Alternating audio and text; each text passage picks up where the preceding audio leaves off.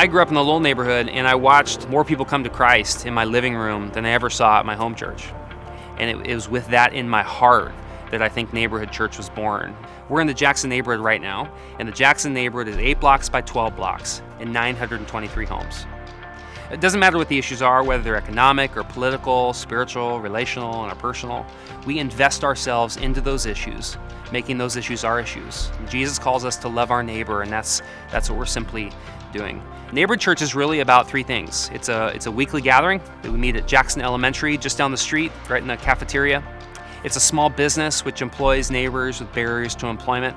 And then it's a nonprofit which meets specialized needs in our neighborhood with specific care. So there's this whole thing in America about front yards. Front yards are private space, not public space. And we began to think, what if we started to take private space and turn it into public space? And so we turned our front yard into a community garden. Part of that community garden was to put a fire pit in the front corner of the garden. You know, often it's a tough ask, like, hey, come to church with me on Sunday. But it's an easier ask to say, join me in my front yard. We're gonna do s'mores. We're gonna make hot dogs.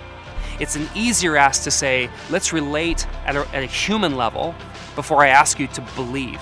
And in the back of our house, we renovated an abandoned workshop and turned it into an artisan space where kids in our neighborhood learn job transferable skills like welding and woodworking. And now we employ up to 5 kids in our neighborhood, all who have barriers to employment, gang affiliation, criminal records, dropped out of school.